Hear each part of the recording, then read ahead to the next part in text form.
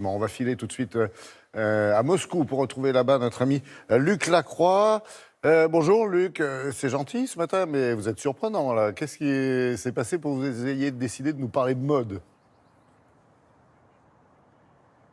Alors, je vous rassure tout de suite, je ne vais pas vous parler de paillettes et de grands défilés, je vais vous parler de mode engagée. De quoi s'agit-il ? Il s'agit de jeunes créateurs de Moscou qui utilisent des vêtements comme moyen d'expression. Leur cible, ce sont les violences policières. Leur arme, c'est l'humour, comme vous allez le voir dans ce reportage. C'est un t-shirt militant, un fourgon de police qui sert de bus scolaire. Ce créateur en a eu l'idée après une vague d'arrestations de jeunes manifestants. Et il lui arrive désormais de le voir porter dans la rue. Vous vous promenez à Moscou et vous vous dites « Oh, il y a des gens qui partagent les mêmes idées ». C'est une sensation très sympa. Pour moi, c'est doublement agréable parce qu'ils portent nos vêtements. Mais c'est aussi vraiment cool parce que vous pouvez voir que beaucoup de gens ont des opinions similaires aux vôtres. Des messages sur des vêtements. Cette autre marque a décliné le concept sur tout type de pièces.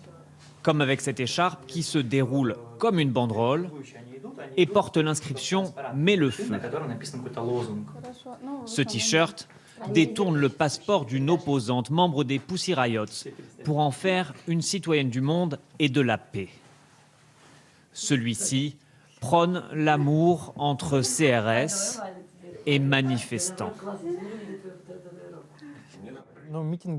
Les rassemblements qui ont eu lieu en Russie l'été dernier ont commencé soudainement. Personne ne s'y attendait. Et bien évidemment, nous avons créé ce t-shirt sur lequel nous disons que ce qui compte, c'est la liberté et l'amour. C'est le mouvement de protestation de cet été qui l'a inspiré. Presque chaque semaine, des manifestations se sont tenues contre l'interdiction faite à des opposants de se présenter aux élections locales en Russie. Désormais, leur combat porte sur les procès de participants à des manifestations illégales. Je peux voir sur Instagram, y compris chez nos propres abonnés, qu'il y a un grand nombre de jeunes qui prêtent de plus en plus attention à l'injustice et la société devient plus forte. Ce t-shirt est vendu l'équivalent de 35 €. Une partie de l'argent récolté finance un site d'information et une association d'aide aux toxicomanes. Déjà, on s'étonne de voir une telle liberté autorisée. Et puis, il y a une question quand même ce matin, Luc. Est-ce que c'est un mouvement de masse, vraiment ? Non, pas vraiment. L'un des créateurs qu'on voit dans le reportage le reconnaît lui-même. Ça touche surtout une petite frange de la population, surtout ici dans la capitale. Mais ce qui est intéressant, ce n'est vendu que dans quelques magasins et sur Internet.